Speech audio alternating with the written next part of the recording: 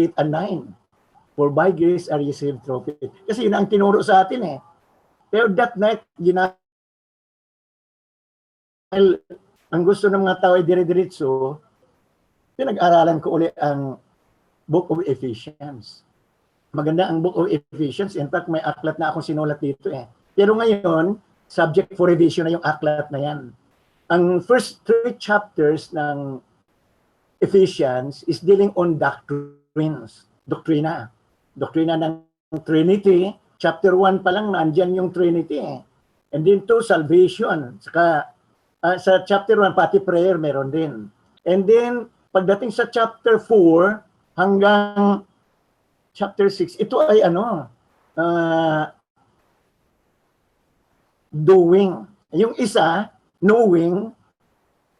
Yung second part, doing. So, doktrina, pagkatapos ay do what you have learned. Parang application siya. Yun ang Ephesians. Yung ganyang tipong pag-aaral, hindi lang Ephesians, maraming aklat sa Bible eh. Example, yung Romans 1 to 8, chapters 1 to 8, doktrina yan. And then, 12 to 16, application. Yung 9 to 11, nakasingit is about Israel. So, may mga aklat sa Bible na dugtong-dugtong siya eh. Ngayong gabi, kasi itong Ephesians 2 verses 1 to 10, talagang very powerful siya. Kung papagturuin man ako, once, na-invite ako magturo tungkol sa salvation, pipiliin ko talaga ang Ephesians 2 verses 1 to 10. Ang reason ay, kompleto siya. Nandyan lahat. Ang kasunod naman, yung Titus chapter 3, malinaw din ang salvation doon. So marami sa Bible na malinaw ang salvation.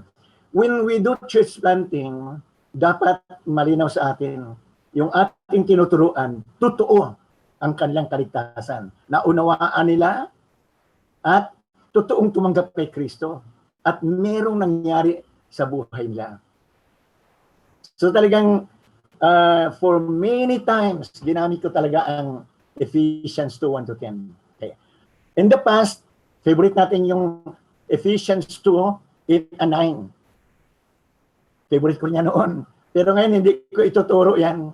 Nahiwalay sa 1 to 10. Kailangan kompleto talaga siya. Kung gusto ko, malinaw ang salvation. In fact, 5 years ago, nasa Tokyo, Japan kami. May dinaluhan kaming conference doon. Alam mo, ang kasama ko, dating diakono ng Iglesia No Cristo, taga Kawayan, Isabela. Si Brother June Kapala, nung makilala ko, Christian na siya. May nagdala sa kanya. Hindi nung magkakilala kami, dami niyang tanong. Kaya noong malaman niyang pupunta ako ng Tokyo, Japan, sumama siya. Okay. Nung nasa Tokyo na kami, kasama kami sa isang kwarto, siya at saka yung 3 pastor. Kasama ako doon. Binabantayan niya ako pagising. Alas 4 gising na ako. Tapos ay jingle. Pagkatapos, magbabasa na ako, Bible at saka aklat. Sinusundan niya ako eh. Sabi niya, Pastor, pwede ba mag-Bible study tayo? Turuan mo ako yung true salvation. Yung talagang malinaw na salvation. Although saved na siya. Nung tinuro ko yung Ephesians 2, 1 to 10, talagang umiyak siya eh. For the first time nakita niya eh. Ng kaligtasan pala galing sa Diyos. Wala sa pag-anib sa iglesia. Then ever since, yung Ephesians 2, 1 to 10, tinuturo rin niya. Kaya may bagong church dyan sa Kawayan, Isabela. Sa syudad mismo. Siya ang nagpasimuno doon. So, isang linggo kaming Bible study, marami. Ang unang lesson yung Ephesians 2, 1 to 10. So, ito talaga tested, yung Ephesians 2, 1 to 10. Okay, mga kapatid. Dito sa ating outline, pansinin nyo, no? Meron akong introduction. Spiritual salvation is God's gracious offer for men and women of this world after Adam and Eve willfully and deliberately disobeyed God. The end result of that sin was spiritual and physical death for man. Romans 5:12. Since that time on, man was walking away from God. He has a new master that enslaved him to do things against the will, plan, and programs of God. So ang Diyos talaga may programa sa buhay ng tao. Meron siyang magandang plano. Pero nasira yan dahil sa kasalanan. Kaya nag-alok talaga ang Diyos ng spiritual salvation. Now doon sa second paragraph natin, but God did not leave man in that sad and bad spiritual condition. The Heavenly Father sent His one and only Son to die at the cruel cross and pay the utmost penalty of man's sin. Yung sinabi niyang, it is finished, sa Greek is telestitai, binayaran niya ng buo. Kaya walang kasalanan na hindi kayang patawarin ng Diyos. Dahil lahat ng kasalanan, binayaran ng Panginoon Jesus sa krus ng Kalbaryo. That's telestitai. Telestitai in the Greek. And then, He rose again on the third day, and because of His resurrected life, He offered redemption and guarantee free and full salvation. Ang offer ng salvation talaga, it's free and it's full. Kung buo talaga siya, complete salvation. Hindi pwede kalahati lang. That's why Peter preached a convicting sermon. Jesus is the stone you builders rejected, which has become the cornerstone. Ito, dugtong to, no? Acts chapter 4, verses 10 to 12. Salvation is found in no one else. Kaya ang salvation is through the person of Jesus Christ. Found in no one else. For there is no other name under heaven given to mankind by which we must be saved. Kaya when we discuss salvation, yung Savior, siya yung sentro, si Jesus Christ lang. Wala nang iba. Kaya Acts 4:12, very powerful talaga yan. Pakilala natin sa mga tao ang tungkol kay Jesus Christ. Salvation is found in no one else. In Jesus Christ alone. Okay. Paano ko in-outline ng Ephesians 2:1 to 10? Binasa ko yung buo. Ngayon, revise na ito. You can experience salvation. Number 1, by admitting that you are a sinner. Hindi pwede maligtas ang tao na hindi marunong umamin sa kanyang kasalanan. Kaya, mahaba-habang oras din ang pagtuturo sa kasalanan. Basic sa salvation yung admitting that you are a sinner. And then sa Ephesians 2:1 to 10, yung verses 1, 2, and 3, tao talaga pinag-usapan dyan. Di ba? Okay. Dito sa NIV Bible ko, ito ang description. As for you, ang tinuko niya mga Christians in Ephesians. As for you were dead in your transgressions and sins. In the past, ngayon saved na kayo, pero in the past, ganito kayo. Okay. Ano ang spiritual condition ng tao before the Holy God? Ano siya? Number 1, is spiritually dead. Okay. Yun ang nasa chapter 2, verse 1. Unang portion. Sa pagtuturo ng spiritual salvation, hindi kailangan na basahin ang Genesis 2:15 to 17. At saka yung 3 verse 6. At saka yung Romans 5:12. Kasi pag baguhan ang tinuturuan mo, hindi sila na-i-impress sa galing natin. Parang alam natin ang Bible, no? Kahit saan, punta tayo, Genesis hanggang sa Revelation. Parang akala natin na-impress sila, pero hindi. Nalito sila. Alam natin yan, Ephesians 2:15 to 17, yung pinagbabawal ng Diyos. And then Genesis 3:6, yung actual. Kumain si Eve, kumain din si Adam. And then Romans 5:12, naging totoo. Namatay dahil sa kasalanan. Yan ay spiritually dead. Kaya dito, pag ang ating kaharap ay unbeliever, very sensitive tayo. Kasi ito, maaari itong turning point sa life nila eh. Makita nilang kanilang sarili na hindi pala sila kinalulugdan ng Diyos dahil kasama sila sa kasalanan na ginawa ni Adan. At ang resulta, kamatayan. Okay. Part of verse 1, he is dead because of his transgressions. And then meron ako ditong definition. Transgression is going beyond the limit of prohibition. So yung marami dito is mine. So hindi ko kinopya sa iba. Bunga ito ng mahaba-habang pang pag-aaral. Okay. Transgression is going beyond the limit of prohibition. Katulad kay Adam and Eve, merong prohibition eh. Makain lahat. Huwag lang yung nasa gitna. Pag kinain mo, surely you will die. So, they go beyond the limit of prohibition. And then, yung second part, he is dead because of his sins. Meron akong, this is my definition also. Sin is thinking, desiring, and acting on what is unlawful. May sinabi na kasi ang Diyos eh. Pag nilabag mo yan, thinking, desiring, and acting on what is unlawful. Kaya walang tao na hindi nagkasala. Wala. Lahat talaga nagkasala. Pero hindi nyo ba alam, maraming tao ayaw umamin sa kasalanan? 2 weeks ago, may nakausap ako, babae pa naman. Noong sinabi kong kasama ka sa mga nagkasala, tumutol siya.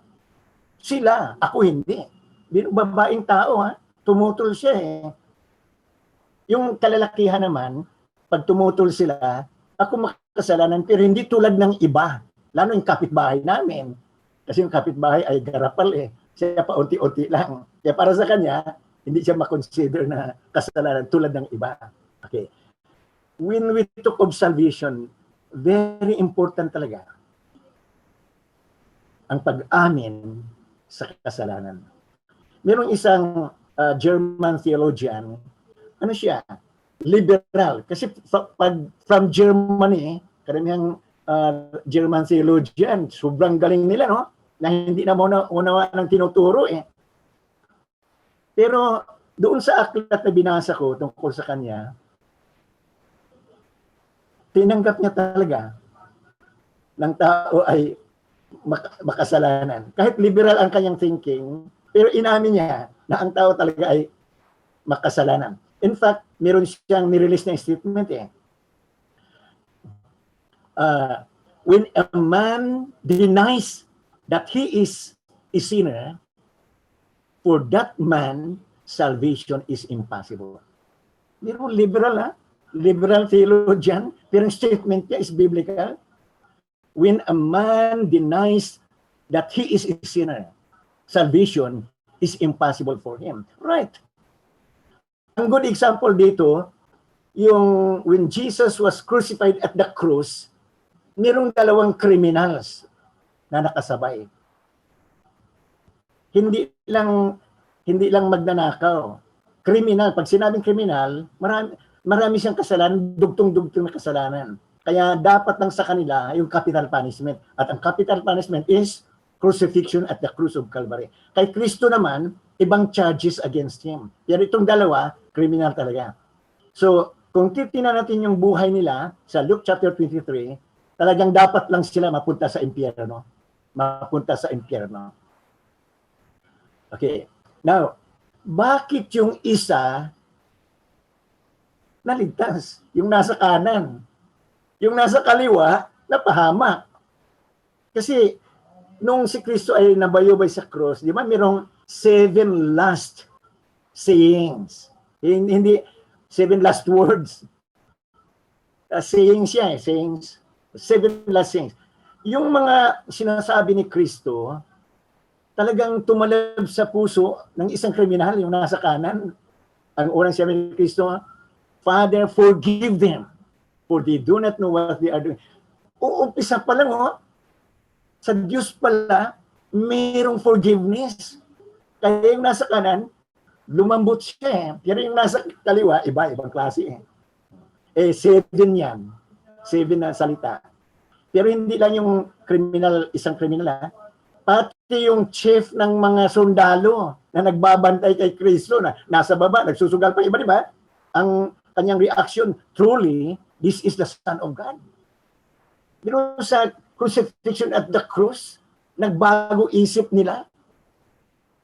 Yung nasa kaliwa, tinutuya pa si Kristo. Kasi alam nila si Kristo gumagawa ng himala. Kaya inaasahan niya, si Kristo gumawa uli ng himala. Pero ang ginawa sa kanan, nirebuke niya. Huy, ikaw tampalasan. Ikaw at ako makasalanan. So siya umamin na makasalanan siya. Natakot siya na pag nalagutan ng hininga, hindi niya alam kung saan pupunta. Talagang nag-express ng kanyang face.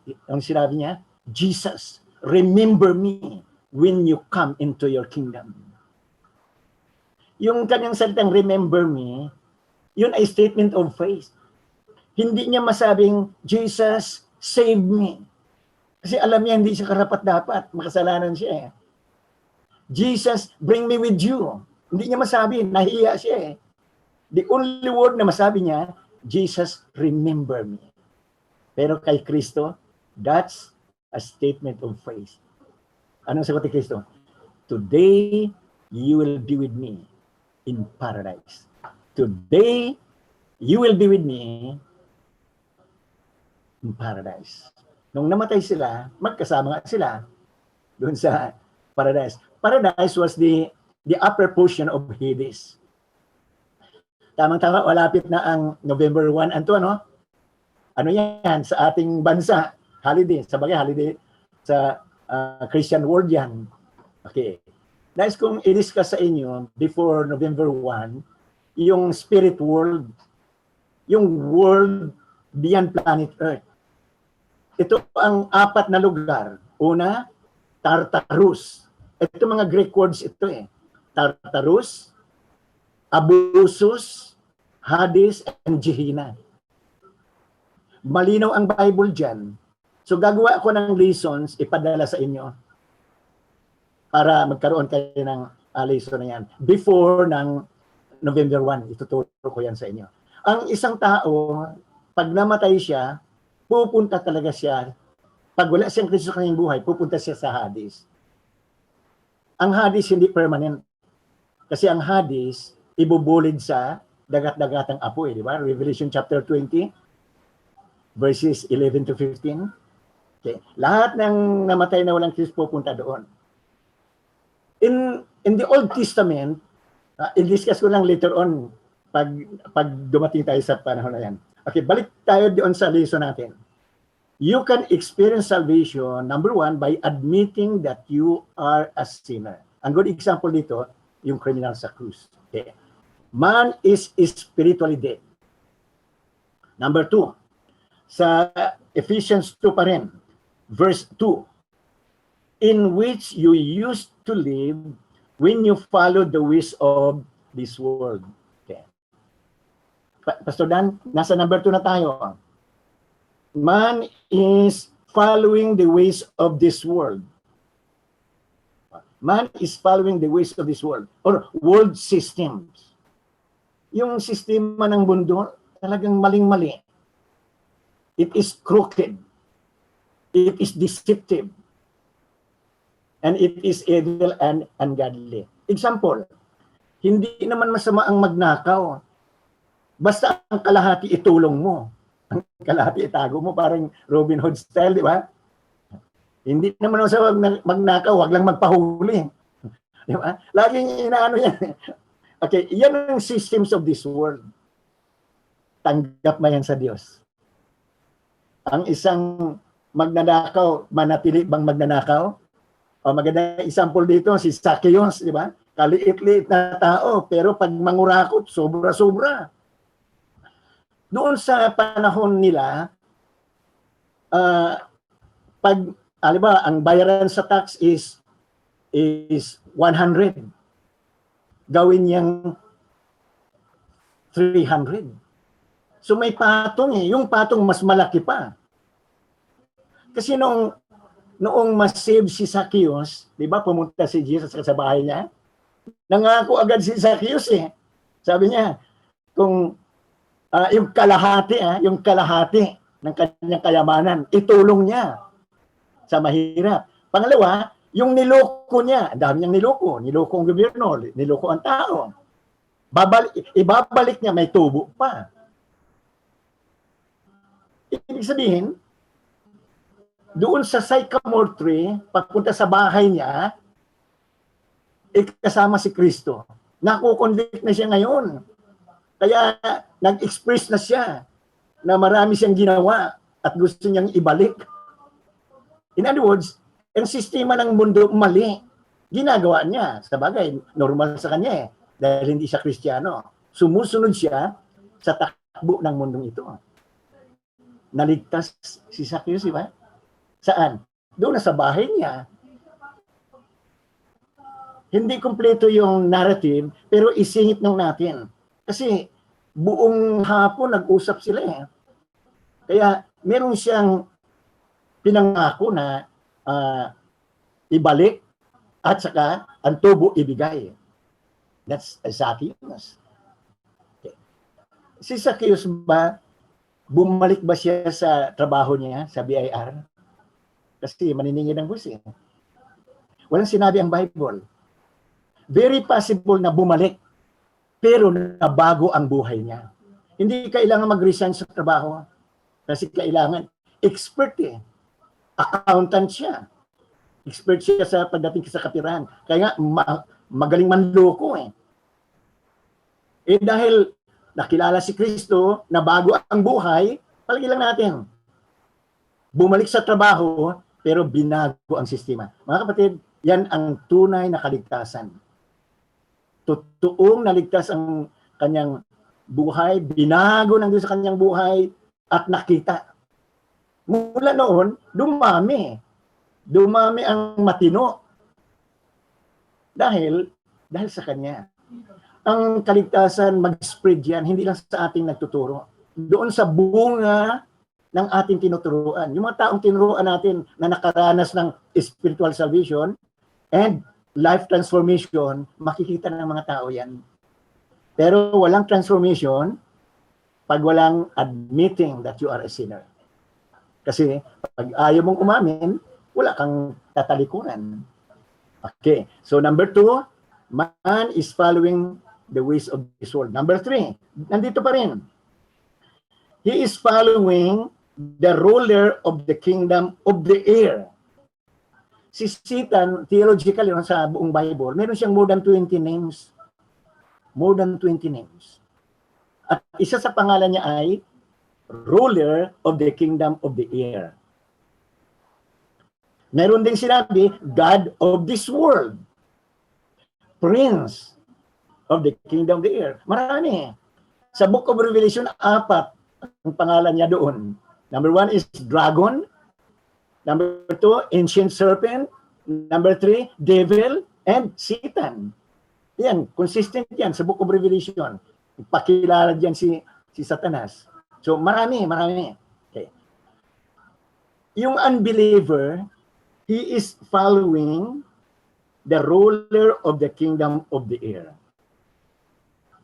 Si Satan yan. Okay. Marami ginagawa si Satan.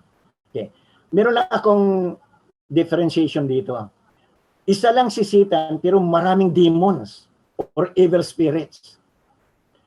Pag si Satan ay nasa New York, wala siya sa Manila. Kasi isa lang siya eh. Pero marami siyang mga demons sa buong mundo.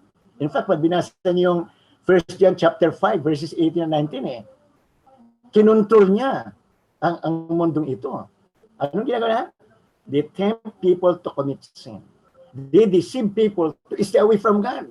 And they enslave people to do what they want. Ngayon, pag pasunod-sunod ka, gagawin mo yung gusto ni Satan. Alam niyo, naawa ako sa mga unbeliever. Hindi nila alam na pasunod-sunod lang sila sa ruler of the kingdom of the air. Pasunod-sunod sila eh. Ang ating trabaho ay ipakita natin sa kanila na hindi dapat lumihis. Umalis ka. Kasi ang gusto ng Diyos, yung kanyang magandang plano sa buhay ng tao, mangyari. Pero kung magpatuloy siya sa pagsunod, alipinin siya. Okay. Now, sa verse number 4. Ito kasi 6 tong katangian ng unbeliever eh. Okay. Disobedient. Number 4, man is disobedient to God because the evil spirit is working in his life. Okay, sa verse 2 pa rin yan. In which you used to live when you followed the ways of this world and of the ruler of the kingdom of the air, the spirit who is now at work in those who are disobedient. Kaya ang tao talaga disobedient. Kasi gusto ni Satanas yun, nag-ooperate na siya sa buhay ng tao. Katulad yung ating lipunan, hindi lang naman tayo, buong mundo ito eh. Garap pa lang dito sa ating bansa eh. Garap pa lang. Kayang baluktutin ang batas. Katulad yung mag-apply ka ng isang posisyon sa gobyerno, tatakbo ka. Pagkatapos ay palitan ka. Dapat yung ating batas baguhin din eh. Hindi nasusunod eh. Okay, batas ng tao. Yung batas ng Diyos. Mga kapatid, wala tayong karapatang sisihin sila. Ang evil spirit talaga gumagawa sa kanang buhay. Nilalayo sila sa Diyos. Ngayon pa lang, working na sa buhay nila. Katulad yung sinungaling, yung taong sinungaling. Hindi mo na kailangang hulihin para magsinungaling. Ang pagsisinungaling kasama na sa kanyang buhay. Normal na sa kanya yon. Because he is disobedient to God. He is disobedient to the will of God, to the plan of God, and yet to the programs of God. So sa ating evangelism, ipakita talaga natin sa kanila na ang Diyos may plano sa buhay ng tao. Hindi lang nangyayari kasi mayroong nag-ooperate sa buhay niya. Nilalayo siya sa kalooban at kagustuhan ng Diyos. Tayo naman, binabalik natin siya sa Diyos. So, apat na, no? Man is spiritually dead. Man is following the ways of this world. Man is following the rule of the kingdom of the air. Man is disobedient to God because the evil spirit is working in his life. Number 5, man is living to gratify the cravings of his sinful flesh or nature. Nasa verse 3 yan. All of us also live among them at one time, gratifying the cravings of our flesh and following its desires and thoughts. Yeah, number 5. Living to gratify the cravings of his sinful flesh. Okay, meron akong dagdag dito. The cravings of the sinful flesh. 1 John 2:15-17, lust of the flesh, lust of the eyes, pride of life. And then he follows the evil desires and sinful thoughts of the flesh. Okay. Hindi kailangang basahin yung 1 John chapter 2 kasi mahaba na yung Ephesians 2:1-10 eh. Siguro, after presentation at magtanong yung mga tao, pwede mong isingit yan. Halimbawa, sabihin, may tanong po ako, nabanggit nyo kanina, yung lust of the flesh, lust of the eyes, pride of life. Paki-explain ng todo. Ayan ang panahon na basahin na yung 1 John 2, verses 15-17. Pero habang nag-i-explain ka sa Ephesians 2, 1-10, hindi na kailangang basahin yan. Sabihin na lang sa kanila. Okay, so 5 na. Pero itong number 6, talagang mabigat itong 6 point natin eh. Like the rest, we were by nature deserving of wrath. Man is living under the wrath of God. Gusto kong basahin yung John chapter 3, verses 18 and 36. Kasi mahalaga to sa akin eh. Pag nag-evangelize ng tao, wala na talagang magagawa ang tao. Ito na yung kanyang kalagayan by nature. Talagang ano siya, under the wrath of God. Okay, John chapter 3, ang favorite natin 16. Sa John chapter 3, alam mo may sinulat ako ditong lesson, 2 lessons dito. Yung si Nicodemus, paano siya na-save. Kita niyo yung verse 18. Whoever believes in him, in Christ, is not condemned. But whoever does not believe stands condemned already. Kasi niyo ha, condemned already. Mabigat eh. Ganyan ang kaligayan ng tao. He is condemned already. Kaya pag inabot ng kamatayan, tapos. Kaya dyan ako natatakot eh. Ang tao, biro mo, nakausap ko siya, sinikap kong i-evangelize. Pagkatapos ay hindi ayaw maniwala, inabot ng kamatayan, tapos. Pero hindi ako nakukonsensya. Bakit? Ginawa ko ang paraan para maturuan siya at sana maligtas siya. Pero ayaw pa rin. Sabi ng iba, sinong nakaalam na napunta siya sa Hades? Eh, ang Bible malinaw eh. Pag namatay ka at wala kang Kristo, punta ka talaga sa Hades. Pero ang Kristiyano, katulad kagabi, alam niyo yung Wednesday night ko, may Bible study ako. Puro mga mga managers ng insurance companies dito sa Pilipinas. Marami rin silang friends na sumama. Ang isa ay taga Tugigaraw, yung may-ari ng doon, yung cable station, pinakamalaking cable station sa Tugigaraw. Umaatin yan sa aking Bible study pagka Wednesday. Ang isa naman, doon sa Las Vegas, Nevada, sa US eh. Talagang kikinig sila eh. Yeah, very good eh. Tinanungan na kagabi eh, yung tungkol sa pag namatay ang tao, saan pupunta. Sabi ko, pag sinagot ko yan, mahaba yan. I-reserve na natin sa before November 1. Tatalakayan yan. Kasi marami na silang mga kamag-anak na namatay na hindi nakakilala kay Kristo. Meron pa ba pag-asa? Sabi ko, wala na. Wala nang pag-asa. Medyo mabigat yung sinabi ko, pero yun ang totoo. Kasi ang tao, he is living under the wrath of God. Yung verse 18, basahin ko liya. Whoever believes in him is not condemned, but whoever does not believe stands condemned already. Anong reason? Because they have not believed in the name of God's one and only Son. Simple lang kasalanan, no? They do not believe in the name of God's one and only Son, referring to Jesus Christ. Kaya, ang turning point ng tao talaga si Jesus Christ. Kaya, ipakilala natin si Kristo sa kanila. And then, verse 36. Yung verse 36, malinaw din. Whoever believes in the Son has eternal life. But whoever rejects the Son will not see life, for God's wrath remains on them. God's wrath. Di ba pareho yan sa Ephesians 2, verse 3? By nature, we are under the wrath of God. Mga kapatid, ako, habang tinutulog ko, nakukonvict din ako eh. Kasi kanina, galing kami sa Toyota, yung anak ko at ako, galing kami sa Toyota. Nagbayad kami ng aming insurance, comprehensive, 30,000. Kasi bago yung kotse eh. So doon. Hindi ako makapag-witness kasi nasa opisina eh, nagtatrabaho siya. Mataas ang ranggo niya eh. Dahil 15 years na siya sa Toyota, siya ang na-assign sa insurance. Pero at least may contact na kami. Kasi si sharean ko yan eh. Okay. Ang isang tao, pag si Kristo wala sa kanyang buhay, by nature, he is under the wrath of God. He stands condemned already. Di ba pag Kristiyano ka, tamaan ka sa salita na yan?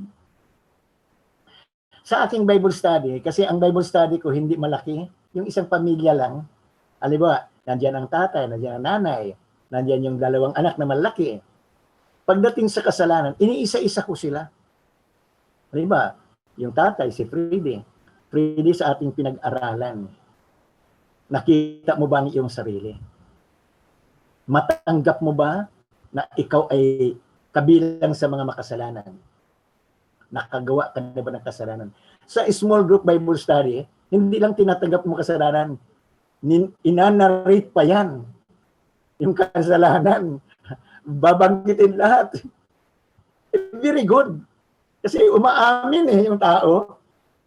At ang iba, habang nagsasalita, umiiyak eh. Ibig sabihin talagang nakita nila na kahabag-habag sila eh. And then yung nanay naman, pagkatapos yung dalawang anak. Okay. Pero hindi pa ako magpatanggap kay Kristo. Pinakita ko lang sa kanila, ito ang kalagayan nila. Lalo na yung by nature under the wrath of God. Talagang ano yan, parang bomba yan. Ganito ka sa harapan ng Diyos. Para maligtas ka, aminin mo na ikaw ay makasalanan. Sa small group Bible study, malinaw. Umaamin talaga sila eh. Okay. So, itong verses 1 to 3, medyo mahaba-haba to kasi basic ito sa salvation eh. Pag-amin na ikaw ay makasalanan. Saan papasok dito yung repentance? Ang repentance kasi ay pag-amin at pagtalikod sa kasalanan. Ang taong umaamin, tatalikod din yan. Tingnan mo yung yung Samaritan woman sa John chapter 4. Umamin siya sa kanyang kasalanan eh.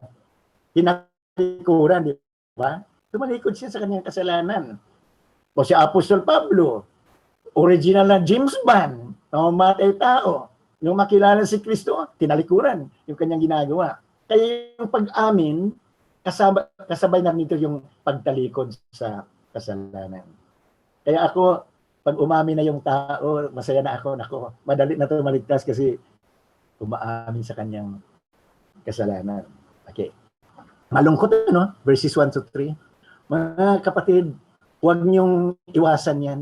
Huwag kayong tumuloy agad sa verses 8 and 9. For by grace are you saved through faith. Tatanggap nga yun, pero umamin ba sa kasalanan? Hindi. Kaya huwag iwasan yung verses 1 to 3. Very important yan. Admit that you are a sinner. Pag clearly explain naman, umaamin talaga sila sa kanilang kasalanan. Okay. Ang second point ay tungkol sa Diyos. Yung una, tungkol sa tao. Sino siya? Sa harapan ng Diyos. Yung pangalawa, Diyos naman. Yung katangian ng Diyos. Kaya ang Ephesians chapter 2, ano siya? Very clear pagdating sa kaligtasan. Okay. Number 2 is, by comprehending, medyo nagkamali sa pag-type, comprehending the attributes of God. Verses 4 and 5 yan. So dito ang una, verses 1 to 3, tao, pinag-usapan. And then, verses 4 to 5, katangian ng Diyos, Diyos at ang kanyang katangian. Okay. The attributes or characteristics of God shown clearly to sinful humanity. Okay, verse 4. Ito yung sinabi. But, difference yan? But, because of His great love for us. Love ang pinag-usapan dito eh. Parang John 3, for God so loved the world. Okay. Ituloy ko na rin yung pangalawa, rich in mercy, mercy. And then pangatlo sa verse 5, grace. Okay. Isa-isay natin yan Para maligtas ang isang tao, dapat ay malinaw ang kanyang pagkaunawa sa Diyos. Although, tatlo lang ang pinakita dito na katangian ng Diyos. But that's enough for the person to be saved. God's love. Okay. Meron akong dagdag dito, Love has something to do with sacrifice. John 3:16. For God so loved the world that He gave. Alam niyo yung word give dyan, simple lang, that He gave. Pag binasa niyo yung first epistle of John, ang word is sacrifice Binigay niya ang kanyang sarili at inoffer niya ang kanyang buhay. He gave His one and only Son. Isa lang ang anak, binigay pa, that's sacrifice. Kapareho din yan sa Ephesians 5, verse 25. He gave Himself for His church. Nag-appear yan doon sa verse. He gave Himself for His church. Ang church ganyan kahalaga sa Diyos. Kaya pinadala si Kristo at binigay niya ang kanyang buhay. Love means sacrifice. And then, dinagdagan ko rin, God's love sacrifices. God's love gives, then God's love sacrifices. He is the atoning sacrifice for our sins. 1 John chapter 2, verse 2. And then Romans 5:8. He died or sacrificed himself for us sinners. So dalawa, He is the atoning sacrifice for our sins. And then, He died for us sinners. Sins and sinners. Dito nakasalalay yung sacrifice ni Kristo. And then, dinagdagan ko na rin, God's love saves. Okay, balik ulit sa John 3, 17 to 18. He saves us from condemnation. Ang John 3:16, pag itinuro, dapat isama yung 17. Kasi yung word salvation, nandoon sa verse 17. Sa John 3:16, wala yung word salvation. Nandoon sa verse 17. Okay. Babasahin ko yung John 3:17. John 3, verse 17. For God did not send His Son into the world to condemn the world, but to save. To save the world through Him. Nandun yung salvation sa 17. Pero mas maganda kung pagsamahin. John 3:15, 15, 16, 17, 18. Pag pinagsama mo yan, very powerful yan. Kaya huwag tayong mag-major ng isang verse lang. Kung mag-major man tayo, paano lang yun? To reinforce what you are discussing. Okay. So, para maligtas ng isang tao, dapat ay maganda yung kanyang pagkakilala sa Diyos. Na kahit siya makasalanan, mahal na mahal pa rin siya ng Diyos. Okay. Number 2. Sa verse 4 pa rin Ephesians 2 verse 4. But because of His great love for us, God, who is rich in mercy. Mercy has something to do with punishment. Okay, a sinner should be punished. He needs mercy. Okay, meron akong dinagdag dito na yung tax collector, yung sa Luke chapter 18, verses 9 to 14. In fact, dalawa sila Nung pumasok sila sa temple, the temple of God in Jerusalem, existing pa at that time. Ang una, yung Pharisee. Yung Pharisee, yabang niya, no? Marami siyang sinasabi. Sabi niya, ito yung mga ginagawa niya. Yung pinakahuli, sinabi niya, hindi ako tulad niya. Ang tinuko yung tax collector.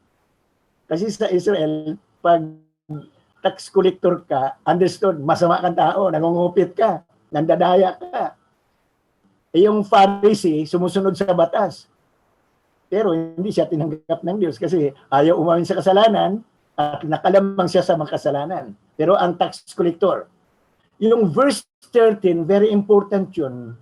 Yung 4 na puntos na kinuha ko, lahat sa verse 13. Luke 18, verse 13. Number 1, he cannot go near the altar. Yung Pharisee, malapit sa altar, pero siya hindi Alam niya talaga na hindi siya qualified. He cannot go near the altar. Pangalawa, he cannot look up to heaven. Kasi alam niya, heaven of heavens, is the abode place of God. Kaya hindi siya makatingin And the number 3, ay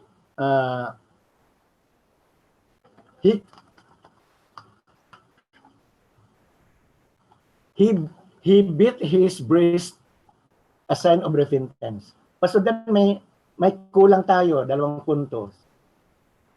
Sa Luke chapter 18, may 4 yan. Okay, basahin ko dito sa Bible ko Luke chapter 18, sa verse 13. Chapter 18, verse 13. Okay, ito But the tax collector stood at a distance. Malayo isa sa altar. He would not even look up to heaven. That's the second point. Third, but beat his breast. Dinadagukan niya yung kanyang breast. Sign of repentance yun. Sign of repentance. And the number 4, itong sinabi niya, God have mercy on me, a sinner. Di ba nakalagay I will read again, verse 13. Luke 18, verse 13. But the tax collector stood at a distance. He would not even look up to heaven, but beat his breast and said, God, have mercy on me, a sinner. Ginamit niya yung word mercy. Kasi, mercy has something to do with punishment.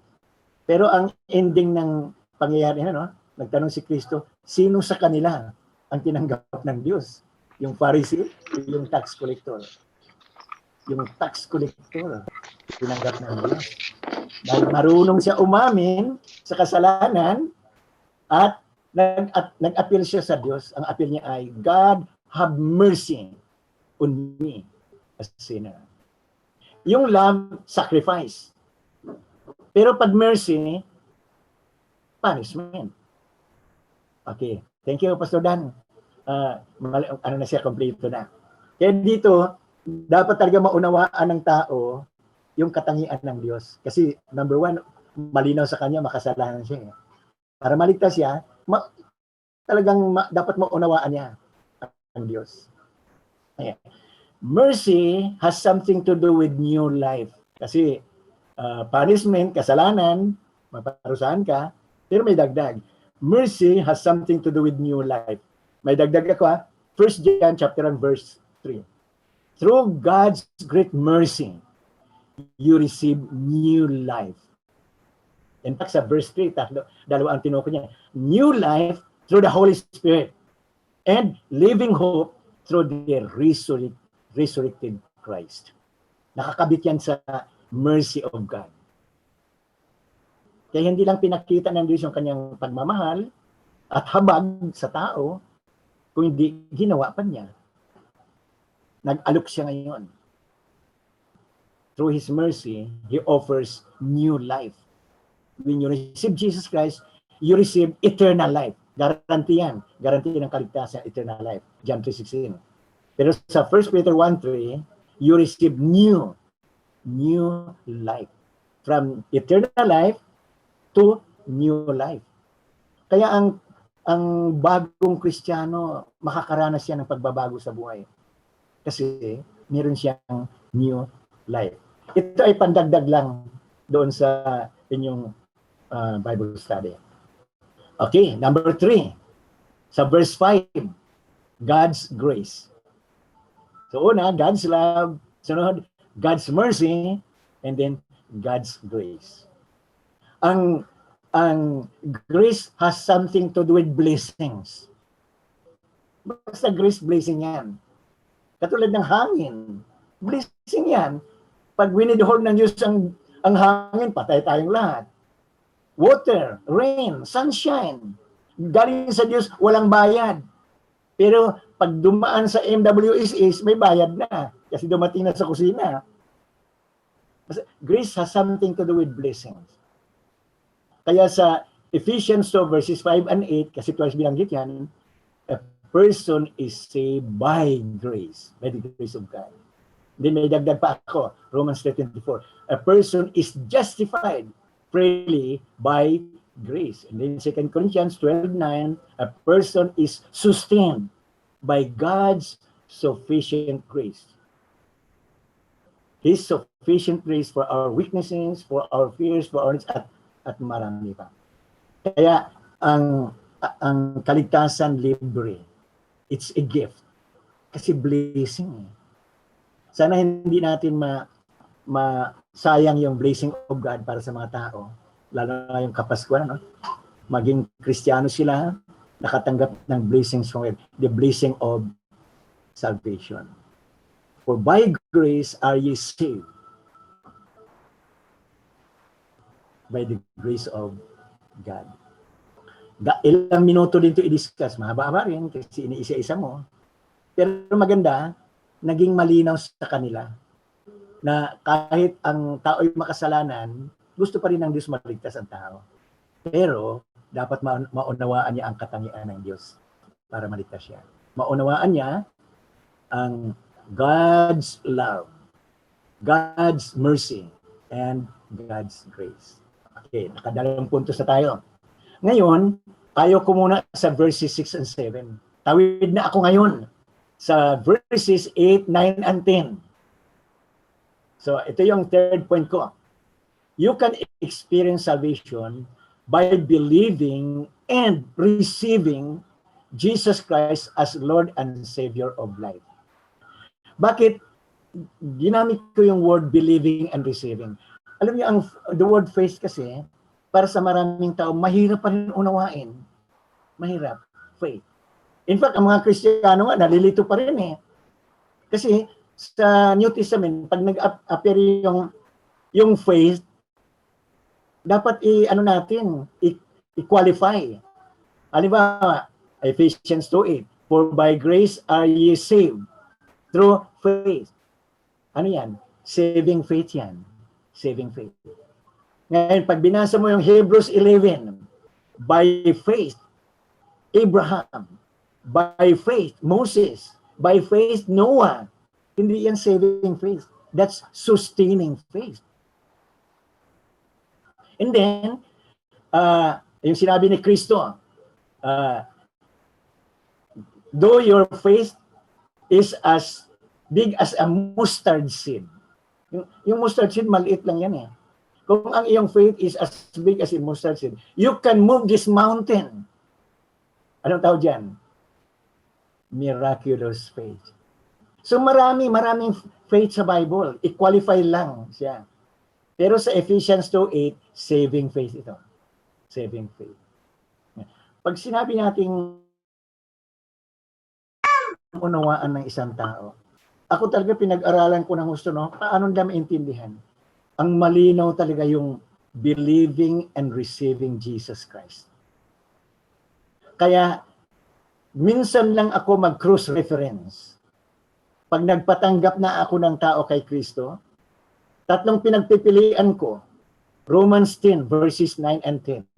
Kasi binanggit yung, if thou shalt confess with thy mouth and receive and believe in your heart, you will be saved. Verses 19, na-repeat yan. And then Revelation 3:20, behold, I stand at the door and knock. If anyone hears my voice and opens the door, I will come in. Madalas ginagamit yun. Pwede rin. Pwede rin ang Revelation 3:20, pwede rin ang Romans 10, verses 9 and 10. Pero madalas kong ginagamit, John 1:12. John 1:12. Dahil para sa akin, yung for by grace are ye saved through faith, yung faith na yan is believing and receiving Jesus Christ. Okay, basahin ko yung John 1:12 ba? Kasi very important ito eh. John 1 verse 12. Okay, ito ah. Yet to receive him, to those who believe in his name. Okay. Receive, believe. He gave the right to become children of God. Ang isang tao ay maging anak ng Diyos kung if he believe and receive Jesus Christ into his heart and life. Dito ako magpatanggap. Ngayon, kung gusto mong isabay din yung Revelation 3:20, behold, I stand at the door and knock, pwede rin. Mabasa nila, ay paliwanag mo, para lalong malinaw yung salvation nila. Okay, mga kapatid, may yung verse 8, i-explain ko muna, no? Ephesians 2 verse 8, kasi maganda yung mga puntos dito eh. Verse 8, for it is by grace you have been saved. Bumalik ulit yung grace of God. What grace is all about? One, grace is God's unmerited favor for man. God's unmerited favor for man. May dagdag ako. Grace is God's riches at Christ's expense. Yung kayamanan ng Diyos, pinakita kay Kristo. That's grace. And then, marami akong nilista dito. God's grace manifested to different people. Kay Nicodemus, sa Samaritan woman, kay Zacchaeus, sa tax collector, kay Cornelius, at marami pa. Okay. Now, yung kasunod ay, second point dito is, salvation is through man's faith. Salvation is through man's faith. Magkasalubungan eh. Ang salvation ng tao, una, sa Diyos, grace. Sa tao, definition din dito. What faith is all about. Faith is believing what God says He will do. That's faith. Faith is believing what God says He will do. Then meron akong acrostic. Faith is forsaking all. I trust Him. Faith. Forsaking all, I trust Him. That's faith. And then meron akong mga example dito. Man's faith demonstrated by different people. Criminal at the cross, Philippian jailer, Lydia the businesswoman, Ethiopian eunuch, hell leper, at marami pa. Nag-express sila ng faith eh. Naligtas sila. Okay, third point. Salvation is a gift of God. So what true salvation is? First, salvation is by the grace of God. Number two, salvation is through man's faith. And then number three, salvation is a gift of God. Nandiyan pa rin sa verse 8. For it is by grace you have been saved through faith. And this is not from yourselves. It is the gift. It is the gift of God. Ang gift, hindi pinagtatrabahuan. Okay. Ano ko lang. Pag nagtrabaho ang tao, tumanggap ka. Alam sa ating mga pastor, di ba? Pag nag-speak sa isang church, ang tawag nila ay love gift. Love gift. Wrong. Kasi yung pastor, nag-preach siya, nagtrabaho siya eh. Ang tawag niya ay honorarium. Tumanggap eh. Nagturo ka, tumanggap ka honorarium. Ang gift ay wala kang ginawa, inabutan ka, tinanggap mo. That's gift. Ganon din sa kaligtasan. Wala kang ginawa pagdating sa salvation, except tinanggap mo yung alok ng Diyos. Pero basic yung pag-amin ha, pag-amin at pagtalikod sa kasalanan. Pangalawa, yung maganda ang pagkakilala mo sa Diyos. At pangatlo, ito yung decision, believing and receiving Jesus Christ as Lord and Savior. Okay. Pastor Dan, yung number 3, Pastor Dan, hindi napakita. Salvation is a gift of God. Okay. Different names for the gift of God. Number 1, Jesus Christ. Si Jesus Christ, gift of God. Di ba? John 3:16. Pagkatas, 1 John chapter 5, verses 11 to 13. Tinawag siyang eternal life. Sa Ephesians 2:8, at tawag salvation. Pareho lang yan ha. Jesus Christ, eternal life, salvation, the same. When you receive Jesus Christ, you receive eternal life. When you receive Jesus Christ into your life, you are saved. Kasi pareho lang yan eh. Package eh. Now, how to receive the gift of God? 1, receive the gift of God with empty life. Ang unbeliever, meron siyang buhay pero dissatisfied siya, discontented siya. Marami siyang longings. Pag may namatay, tatakot siya, baka siya na ang kasunod. So, internally, he is living with an empty life. Maganda rin yun, empty. Kasi pag may nag-control sa life mo, mahirap may pumasok na iba. So, receive the gift of God with an empty life. And number 2, receive the gift of God with a ready heart. Ang pagtanggap talaga kay Kristo ay sa puso.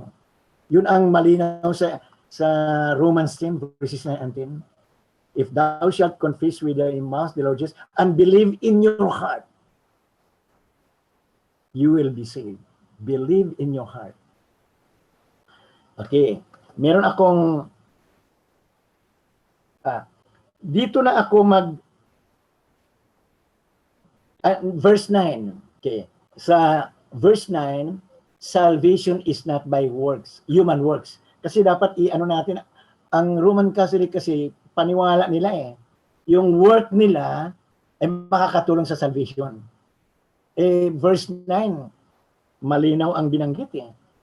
Not by works, so that no one can boast. Ayaw talaga ng Diyos na mayroong isang tao papasok sa langit na may maipagyabang, na mayroong siyang nagawa, mayroong siyang natulungan, mayroong siyang paglilingkod sa Diyos. No, hindi. Pag salvation talaga, you're empty. 100%. Wala ka. Ang nagawa mo lang ay umamin ka na makasalanan ka at sumampalataya ka sa totoong Diyos, tinanggap mo si Kristo sa iyong buhay. Human works. May dagdag ako dito ng mga verses for our additional knowledge. Isaiah 64 verse 6. Alam natin to. We are all unclean and our righteous acts are like filthy rags. Very powerful yan eh. And then sa Titus 3:5, not because of righteous things we have done. Sa chapter 2 verse 9 ng Ephesians, not by works. Kaya ang salvation hindi nakabatay sa human works. And then no boasting in heaven, God will not allow.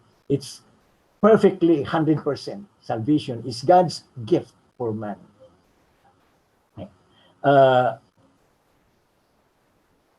Tinutuloy ko na rin yung verse 10 kasi pinackage ko siya 8 to 10.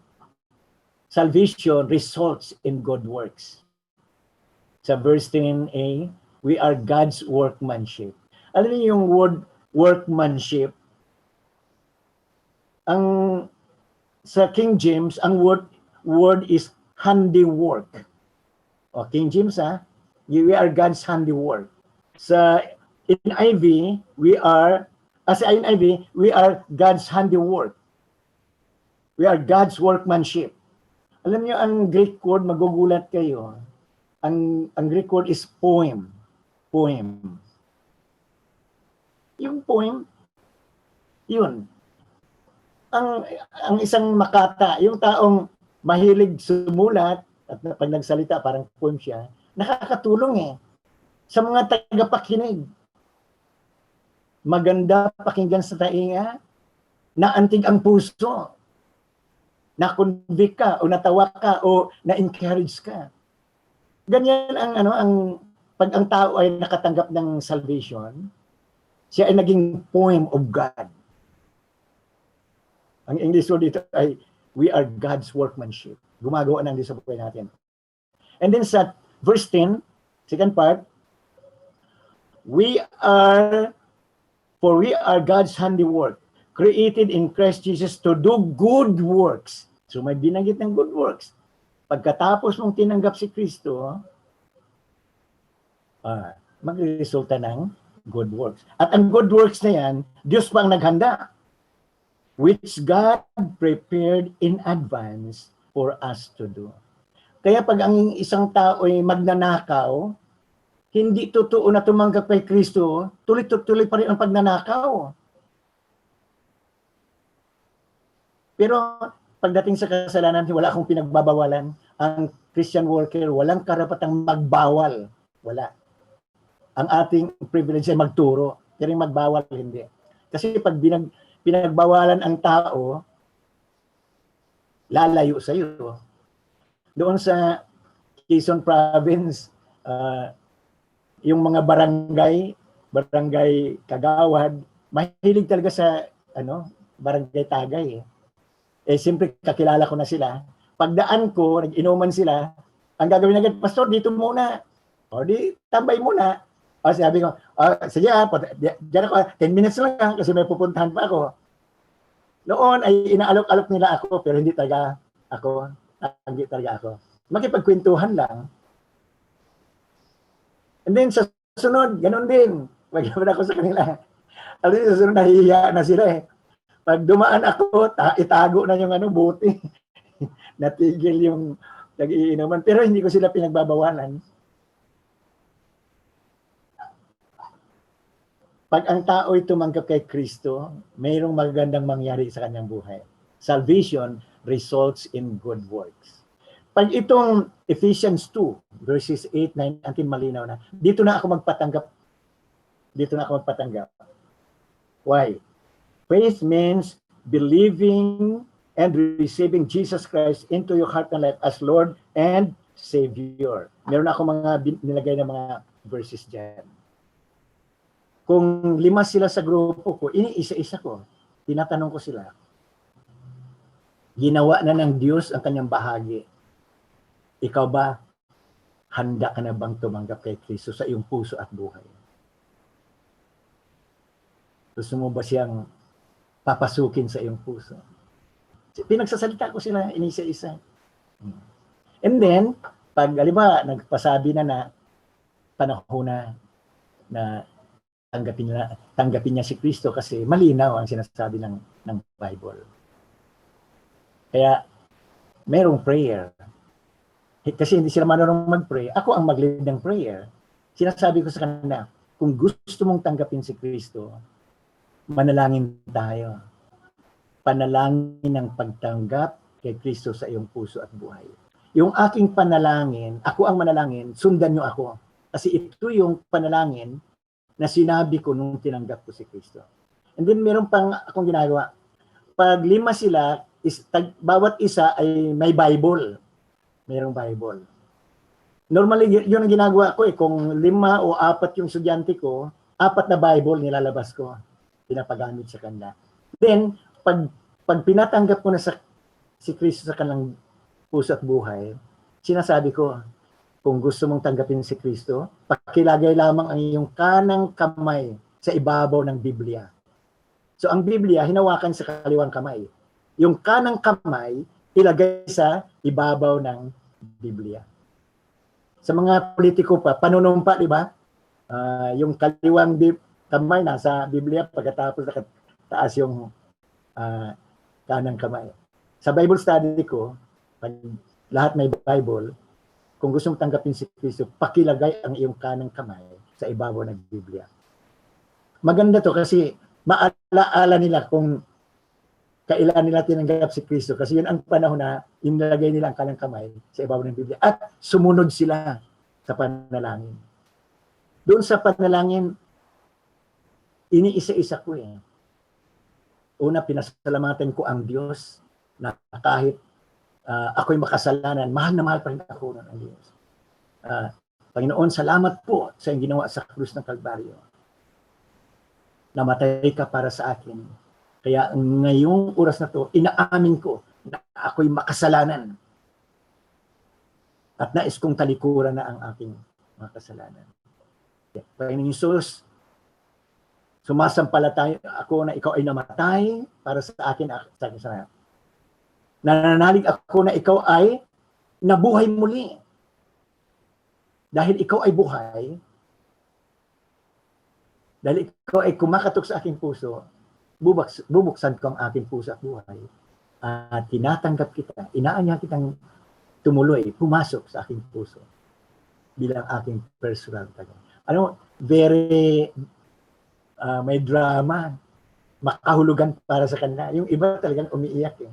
Kasi for the first time, naunawaan nila the message of salvation.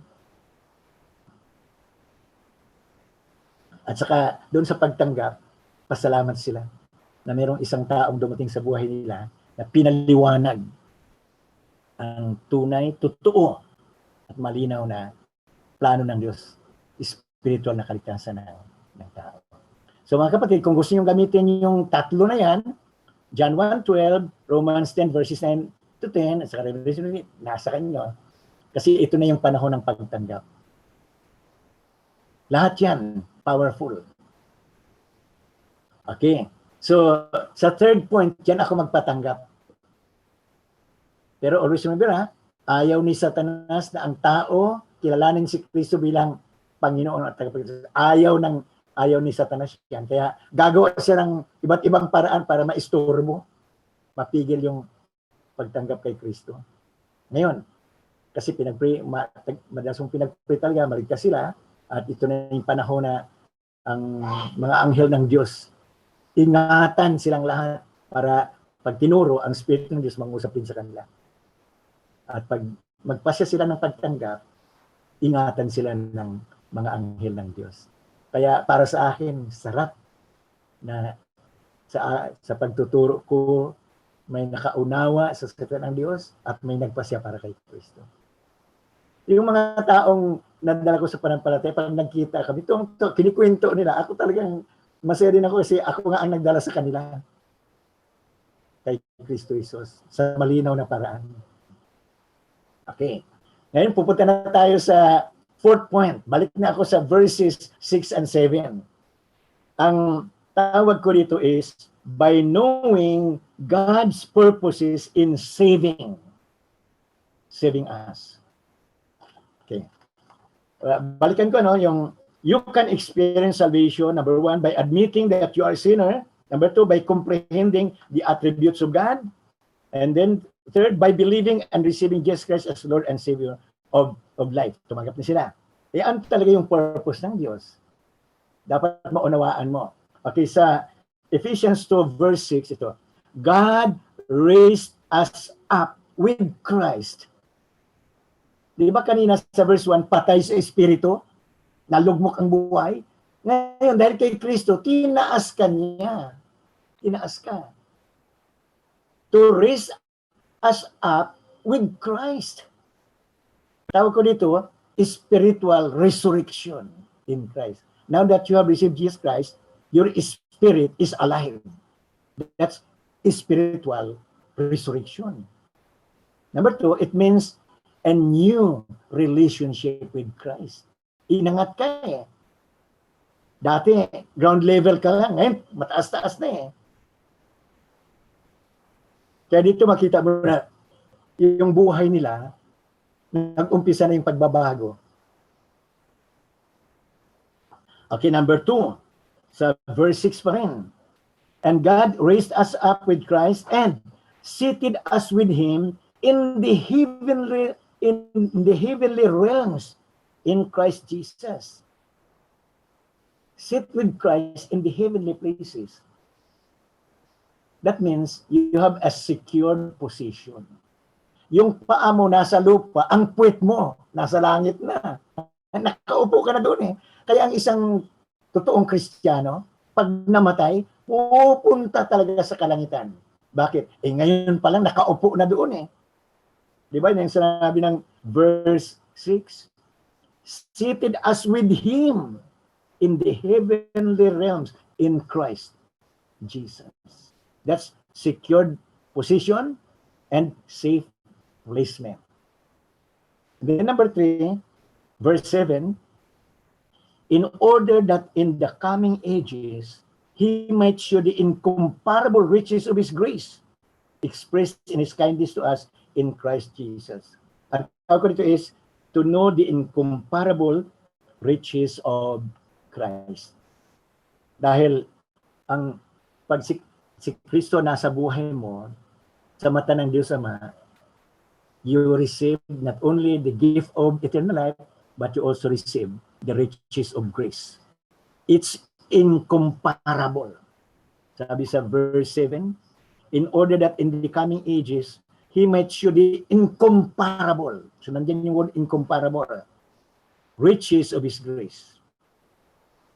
Dinabigan ko na lang, God's riches of grace is uncountable.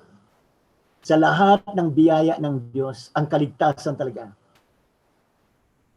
ay hindi kayang bayaran, hindi kayang bilangin.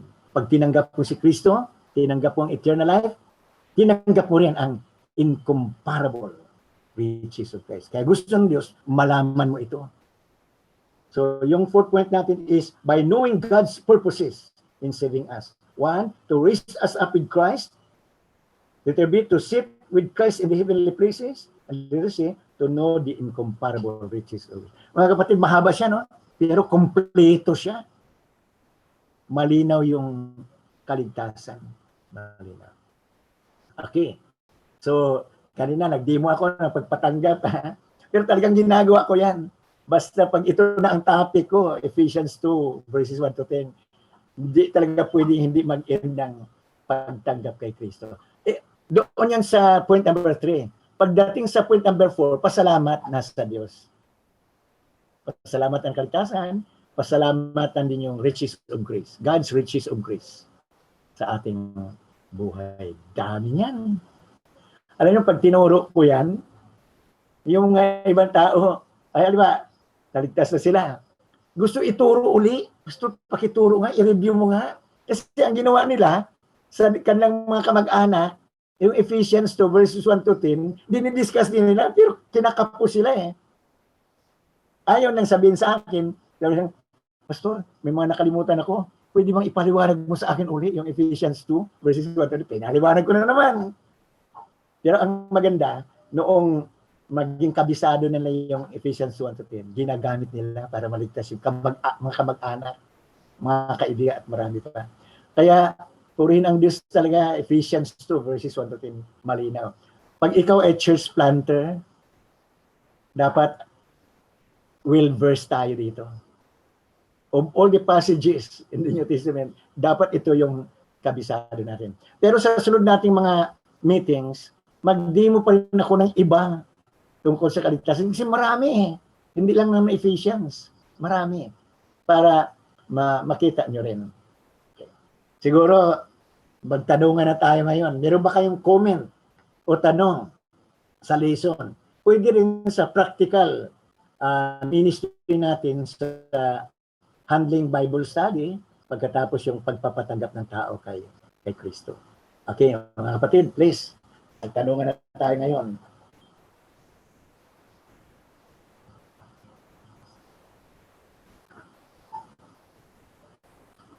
Meron ba kayong tanong? Okay, so napakaganda ng ating lesson. Sayang yung iba ay na-miss ito. Anyway, it is recorded at we can post it ito sa ating group chat. So, pwede bang 3 bagsak para kay Pastor Joel? Salamat. 2, 3. Yeah. Thank you, Pastor Joel. Na-bless ba kayo? Paki-thumbs up na dyan. Kung sa reaction. Yeah. Pastor, na-born again ulit. Na-bless kayo. Thank you, Lord. Hallelujah. Salamat yung born again yan, yung John 3 verses 1 to 8, powerful din yan. Pag ituro. So, kung may panahon pa si Pastor Joel, sa next Thursday ulit, kung okay pa kayo. Yeah. Pwede. So, kasi 4 yung ating virtual Bible study. 4. 4 yung Bible study nyo online, Pastor. Oo. Puro virtual. Actually, pag may church planting si Pastor sa isang araw, minsan 3 sunod-sunod yan eh. Ang Bible study niya sa isang lugar. Oo. Ang pinakamarami mong Bible study, Pastor, sa isang araw, ilan? Yung kasagsagan ng church planting ko, 24. Isang araw? Ay, isang linggo. Isang linggo. 24 Bible studies, isang linggo. Oo. Yeah. Ako, pinakamarami ko lang, 14 yata isang linggo. Pero full-time job talaga. Full-time job. Kaya, 24 ako eh. Yeah. So, nakita nyo yung style ni Pastor Joel. At yan po ay marami ng churches na na-plant, marami na na-disciple, marami ng kaluluwa, at marami na po siyang na-raise up ng mga pastor out of the fresh ground. At mga pastor nag-aral, nag-masteral, iba yata nag-doctorate na. Pero salamat sa buhay ni Pastor. So may mga tanong kayo, yung paano pag-handle ng Bible study. Kasi po yung na-present kanina, yung Efeso 2, 1 hanggang 10. So actually marami ng preaching topic yan eh. Bible study topic pero pwede ring preaching. So yung kopya po nandoon sa CX1 Messenger natin. Kung hindi pa kayo member ng CX1, ay i-message nyo lang po ngayon at i-add ko kayo. Or i-add nyo ako sa Co-op Mission. Pag in-add nyo ako, pakisabi nyo, Pastor Dan, kay Pastor Joel po ako. Kasi yung iba, marami nag-add sa akin, hindi ko basta na-i-add. Pero kung i-type nyo, na Pastor Dan, kasama po ako doon kay Pastor Joel. Okay, so meron ba mga tanong tungkol doon sa Bible studies o meron bang testimony para ma-encourage naman si Pastor Joel na may natutunan tayo? Meron bang na-bless dyan? Ano yung blessing sa inyo ngayong gabing ito? Sige po, paki-raise ang hands. Sa reaction, paki-click lang po. Meron ba magtatanong?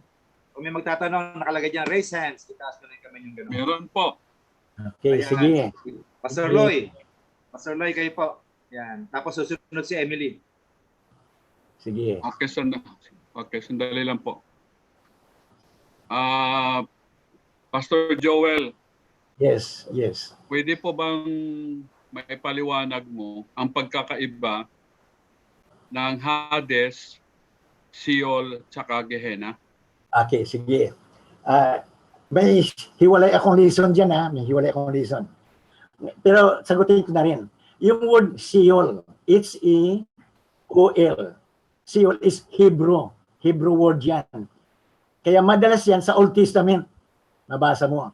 Lalo sa Book of Psalms. Sa New Testament, Hades or Hades, Greek word yan, the same place.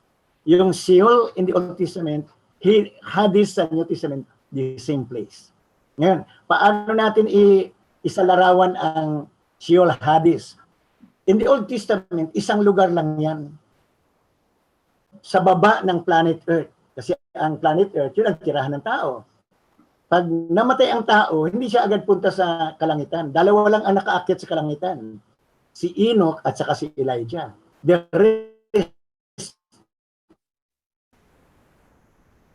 pumunta sa Luke chapter 16 verses 19 to 31. Yung si Lazarus and the rich man, maalaala niyo yon?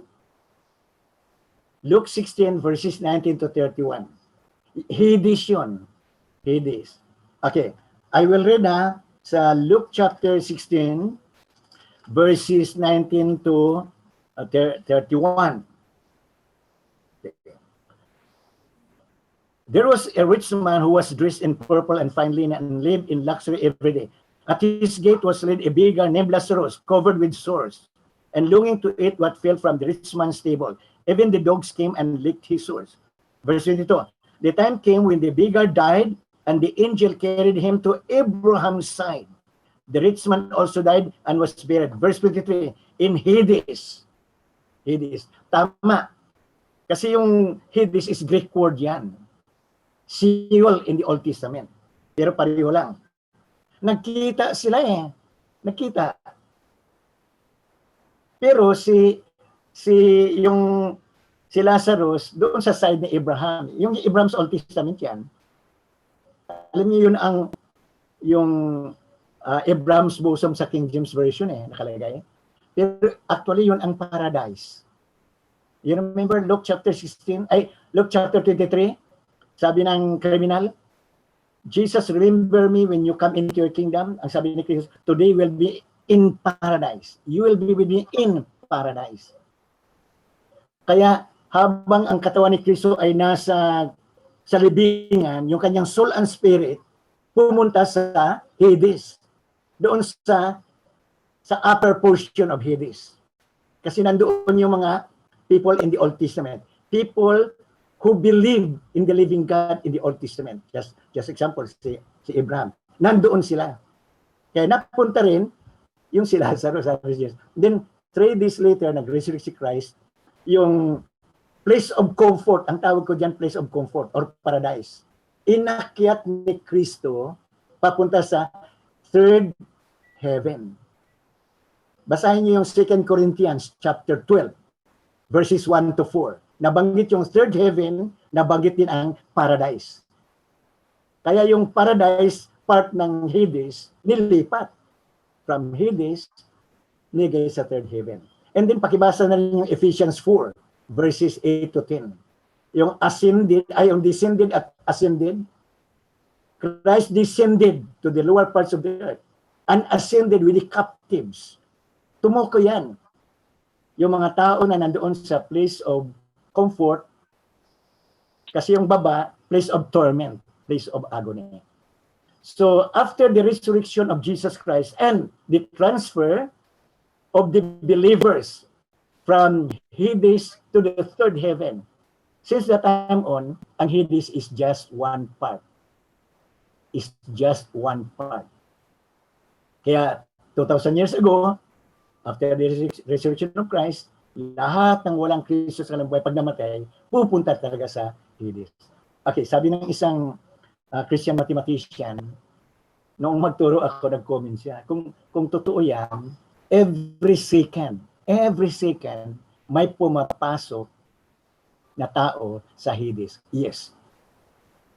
Every second, may pumapasok na tao sa Hades. Ang ating global population is more than 8 billion na tayo ngayon. Sabi ng World Health Organization, ang naisisilang na tao sa bawat segundo ay 3.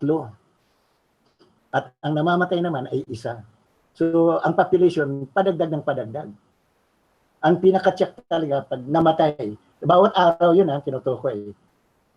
Pero, bawat segundo, pag namatay ang hindi Kristiyano, pupunta sa Hades. Ang Hades is a temporal place. Okay, now, ang Hades, may apoy. Diba, nainitan siya? Okay, punta tayo sa Gehenna or Lake of Fire. Ang Lake of Fire ay binanggit sa Matthew 25. Okay, babasahin ko yung Matthew chapter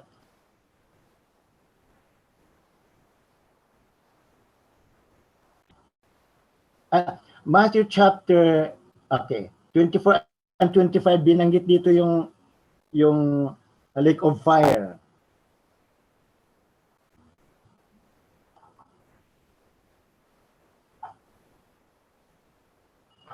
Verse 41.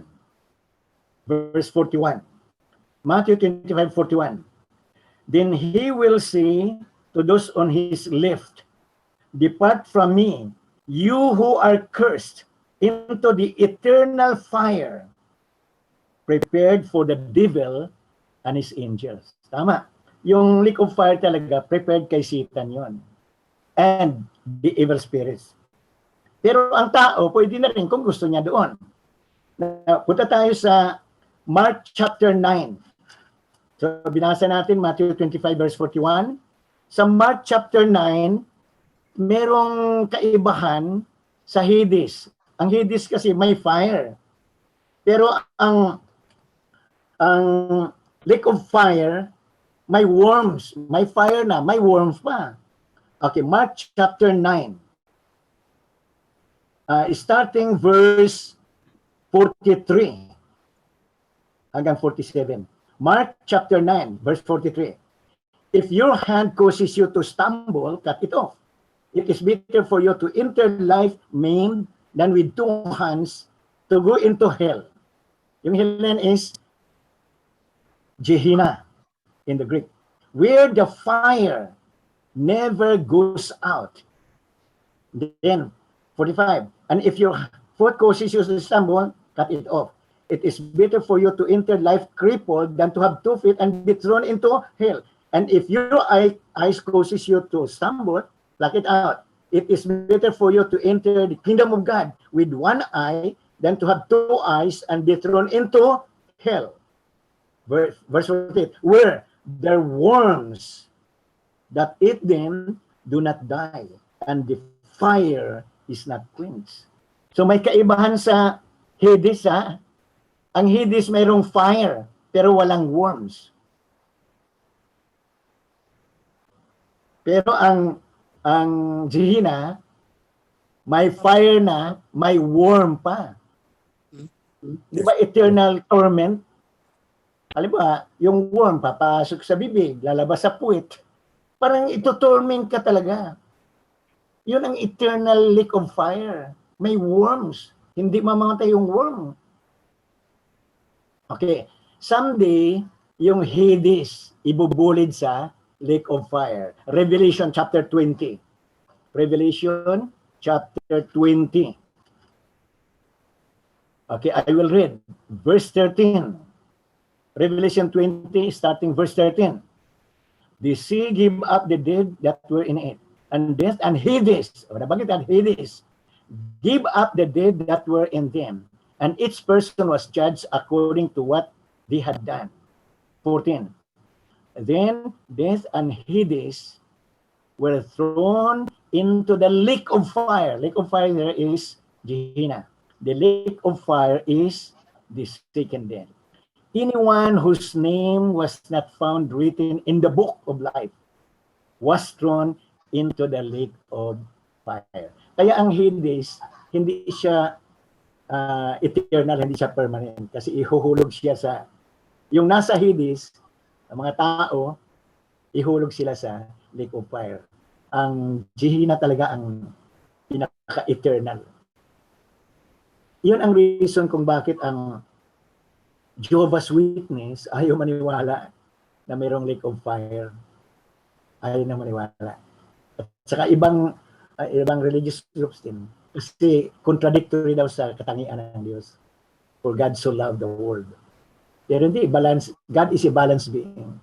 May pagmamahal siya, nagagalit din siya. I-judge kapag ayaw mo sa Kanya. Okay, Pastor, ang sagot, yung Sheol, Hebrew word yan, yung Greek is Hades. The same place yan. Existing pa rin ngayon yan. Lahat ng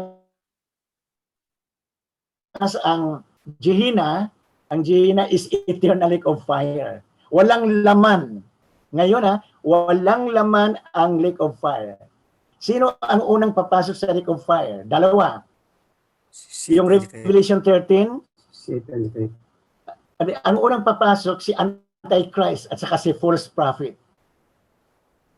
Sa Battle of Armageddon, okay, basahin ko chapter 19. Ang Revelation chapter 19, ito yung Battle of Armageddon. Di ba, nandiyan yung word Megiddo? Okay. Tingnan nyo sa chapter 19, verse 20. But the beast was captured. Yung first beast, yung si Antichrist. And with it, the false prophet, yun ang second beast doon sa Revelation 13. Ang Revelation 13, first beast and second beast. Ang first beast is Antichrist, the second beast is the false prophet, who had performed the signs on its behalf. With these signs, he had deluded those who had received the mark of the beast and worshipped its image. The two of them were thrown alive into the fiery lake of burning and sulfur. Yun ang lake of fire or Gehenna. Hinulog sila doon just before the start of the millennial kingdom. Kasi chapter 20, verses 1 to 6, 1,000 years yan. Yun ang millennial reign of Jesus Christ. Si Satan naman, saan sa ihulog? Sa abyss. Okay, chapter 20, I will read verses 1 up to 6. And I saw an angel coming down out of heaven having the key to the abyss, abusus, and holding in his hand great chain. He seized the dragon. Ito na yung four names ni Satan. He seized the dragon, that ancient serpent, who is the devil or Satan, and bound him for 1,000 years. He threw him into the abyss and locked and sealed it over him to keep him from deceiving the nations anymore until the 1,000 years were ended. After that, after 1,000 years, he must be set free for a short time. So mayroong panahon na si Satan wala sa planet Earth. Yun ang panahon na si Kristo ang maghari sa planet Earth as King of Kings and Lord of Lords. Amen. Amen. Okay. Pero after that, yung huling gira, God versus Gog and Magog, God versus Satan. Dito na hulihin na si Satan. Okay.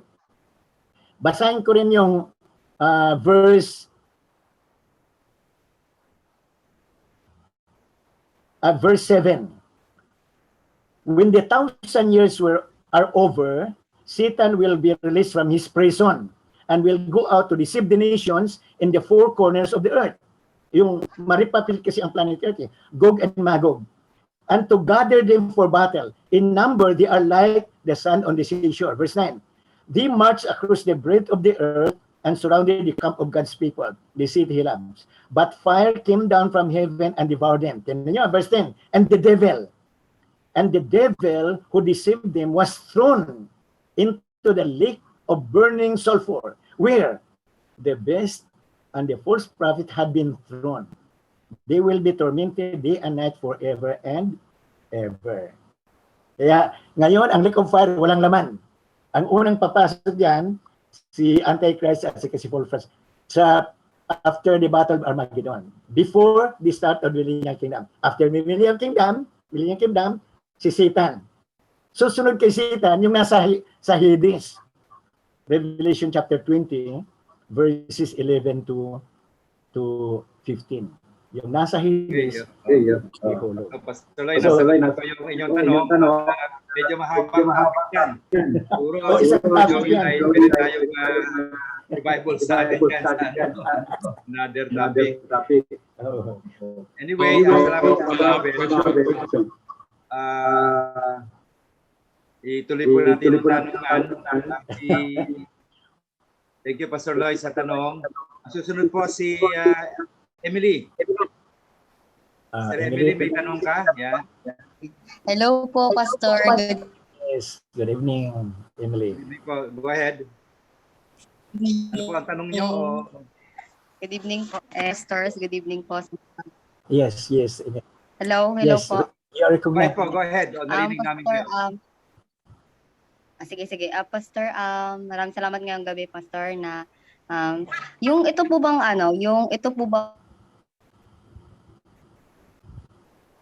pinasa yung topic, makikinig, mayroon po bang dagdag na lesson? I mean, nadagdag na lesson or ito po yung binigay nyo, Pastor, yung parang susundan namin? Kasi Pastor, po kasi kami, share ko lang po yung Sige, Emily. Proceed. galing kami sa isang church, Pastor, international church. Disciples po kami dun, Sir, Pastor. And yung commission talaga namin, yung naituro nyo, yung Great Commission, go and make disciples. But unfortunately, Pastor, umalis kasi kami sa church kasi parang hindi yung heart namin doon. And then yung luckily nakapag-join kami dito sa nyo po, sa live nyo po dito. Nakita ko po yung unang sinabi nyo, parang na-encourage po kami nung kasama din yung sister-in-law ko na actually makausap po kayo Very good. kung paano po yung kung paano po yung process nyo. Kasi po, Pastor, nag-aano kasi kami sa bahay, morning devotion, which is yun yung ginagawa namin doon sa dati namin church. Tapos kino-continue namin sa bahay. But kasi kami doon yung sa salvation, about doon sa mga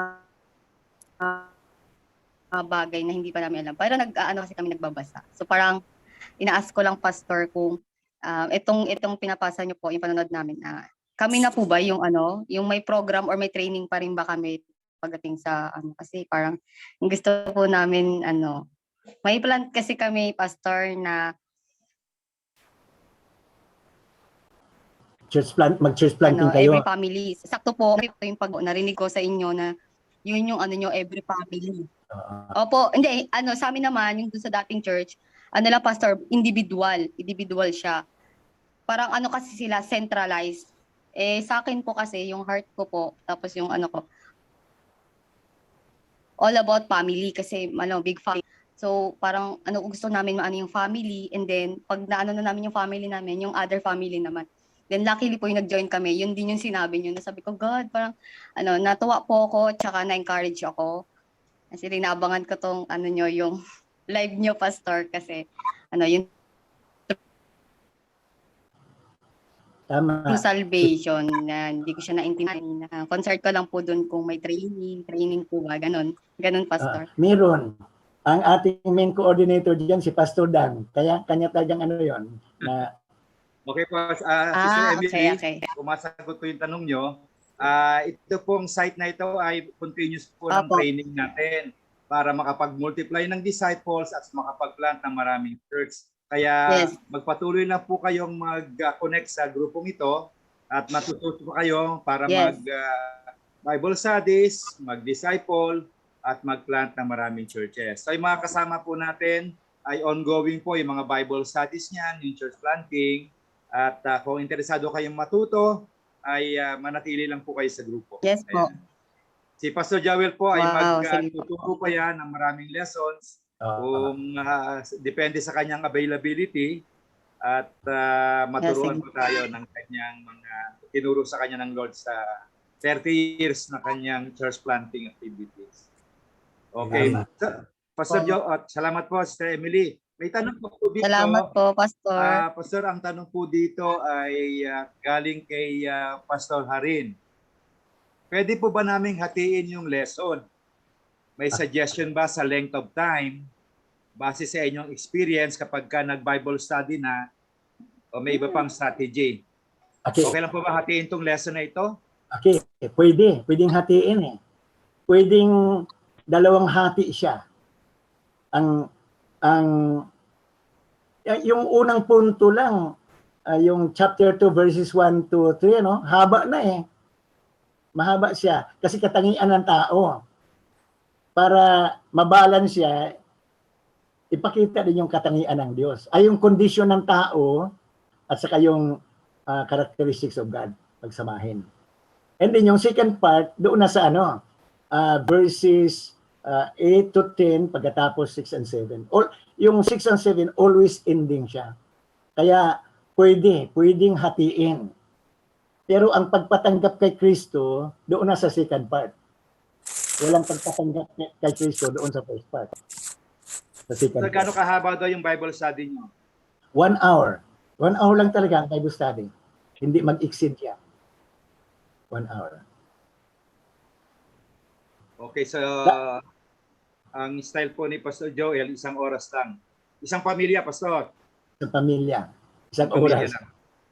Kung yung kapitbahay, isang pamilya rin, 1 oras din. Oo, tama. Opo, okay. Lalagpas lang ng 1 hour pag humaba yung tanong nila na diretso merienda.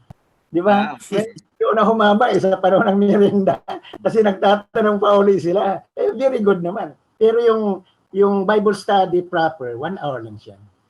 1 hour. Pwede ba mag-accept ng bisita? Kasi yung pamilya, pag na-bless sila, yung kamag-anak dinadala. Pwede naman. Pero hindi sila permanent. Yung mismo yung household, yun ang permanent. Yun ang tinutukan mo. Yung nakadalo sa Bible study na kamag-anak, magre-request din yan, magkaroon ng Bible study sa kanya. Praise the Lord, di ba? Hindi ka na mahirapan. Nagustuhan nila ang Bible pala, madaling maunawaan. So, nag-extend ka na from one family plus another family, kamag-anak pa. O pwede rin kabarkada o kumpare. So, maraming paraan na mag-spread ang Word of God mula sa isang pamilya. Okay. Yan ba, Pastor? Tanong ni Pastor Bing. Yan ba, Pastor, ginagamit nyo kahit sa mga kabataan? Okay. Sa dapat ang mga anak integrated sa family siya eh. Pero kung meron na kayong fellowship, dapat meron kayong special na mga lessons sa kabataan. Kasi siyempre yung kanilang level of understanding. At saka kabataan may pagkagalaw-gaw, di ba? Natitisod yung mga adults. Pag meron na kayong fellowship, dapat merong sarili ang kabataan. Pero kung nag-uumpisa ka pa lang, ang goal mo is makabuo ng church, dapat pamilya. Pamilya talaga ang consideration. Sa Book of Acts, ang tawag house to house. House to house. Di pamilya yon.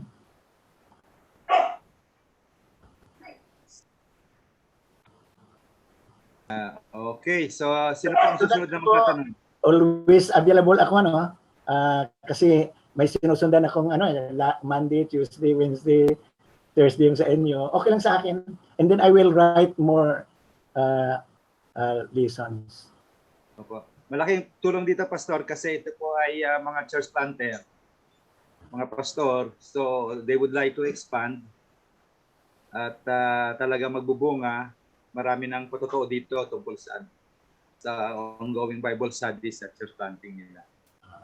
Kaya malaking tulong po sa mga kapastoran, pastor, ang inyong tuturo sa amin at malaking encouragement. Meron pa po bang tanong kay Pastor Joel?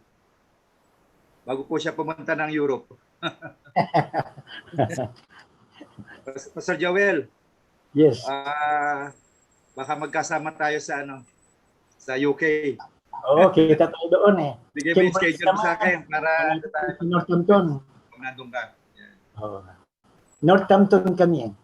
Opo, sa akin ay Cambridge. Malapit lang. Malapit lang daw. Opo. Yan. Sige. Meron pa po bang ibang tanong? Pastor Joel, ano po ang topic nyo next Thursday? Okay. Kasi ano na eh, third week na yun, ano, bago mag-November 1, Opo. maibigay ko na sa inyo ang ano, yung naka-outline na siya yung Sheol Hades, tapos yung Abyss, tapos yung Gehenna. Okay. Maraming dagdag ng mga verses. Bago magpesa ng patay. Yan. Para at least malinaw. And then idagdag ko na rin yung Book of Jude. Pwede, tama, doon ko i-share yung Book of Jude na ang Christian is snatcher ang Christian. Kasi on the way to the lake of fire na yung mga tao, on the way to Hades. So yun ang aking lesson na ituro next week in preparation sa November 1 and 2. Hindi po, ipadala nyo sa akin ulit yung lessons tapos ipopost ko ulit sa group chat natin. Ayan. Okay, may tanong pa po ba? At yung kopya po ay nasa CX1 natin na group chat. Kung hindi pa kayo miyembro, paki-notify nyo lang po ako para mai-add ko kayo. Okay, add nyo ako dun sa Co-op Mission, yung may picture namin mag-asawa. Meron kasing page na Co-op Mission. Okay, so tayo po ay pwede bang bago tayo mag-out, lubantad po sa liwanag ang lahat ng nasa mga pangalan lang, yan, para mag-picture tayo, para meron tayong souvenir, yan. Sige po. Okay, mga nakaupong kasama ng Panginoong Hesus. Yan. Nakaupo na sa langit. Ayan. Si Emily, si Marjeline, Pastor Mandy, Pastora Grace. Meron pa po bang iba? Ayan. Pastor Jim, picture mo nga. Sige, Pastor. Ayan. So, Isang screen lang naman eh. Ayan, Isang ulit screen ito lang. kasi nagbukas na si Pastor Mandy. Tingnan pala eh. At saka si Grace. Ready, ngiti. Okay. Thank you, Pastor Joel. Thank you rin. Praise sa inyo. Pastor Joel, Pastor Dan. see you next Thank you Thursday po, ulit. Pastor Joel. Pastor